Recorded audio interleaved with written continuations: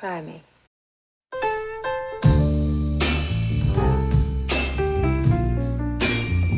Ce livre est arrivé entre mes mains en Noël 2017, car j'arrêtais pas de tanner mes parents que je voulais absolument lire Stephen King. J'avais 15 ans. Et puis après, le jour de Noël, mon père m'a dit, tiens, Maro, j'ai un cadeau pour toi. Et c'était ce livre-ci qui m'est tombé des mains comme par magie, quoi. Qu'est-ce qu'il évoque pour moi, ce bouquin?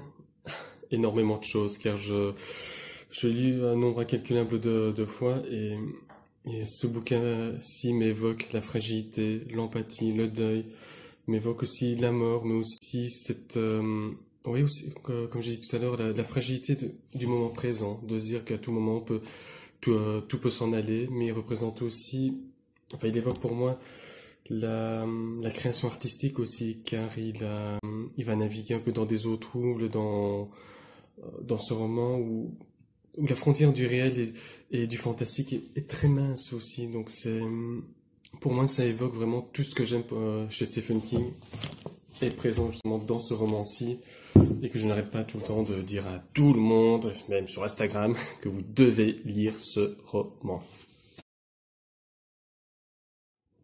J'ai lu ce bouquin six fois.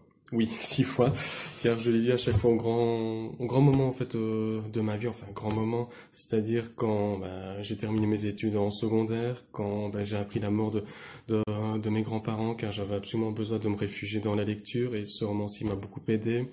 Quand je suis rentré à l'université, où j'étais un peu perdu, je ne savais pas vers où aller, ou qu'est-ce que j'allais faire aussi, et je me suis dit, tiens, ce livre-ci m'a beaucoup aidé. Il m'a aidé toujours, enfin, il m'a toujours aidé à l'épuiser, au fait, tout ce que j'avais au fond de moi et me dire, tiens, que fait des comptes, oui, je peux être capable aussi et me permet d'être en raccord avec mes émotions, surtout.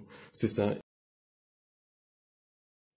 Ma perception du roman a beaucoup changé, car après 6 fois, évidemment, on peut se douter que je ne l'ai pas lu de la même manière à chaque fois.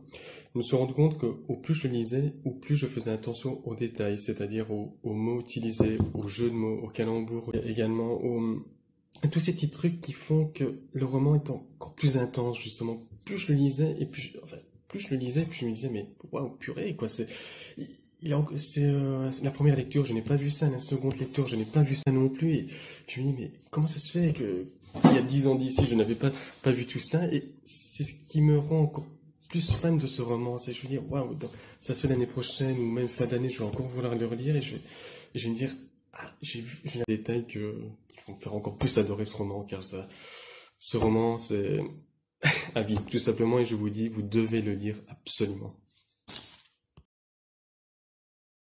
Ce roman, c'est l'histoire d'une femme, Lizzie, qui vient de perdre son mari, qui était un célèbre écrivain.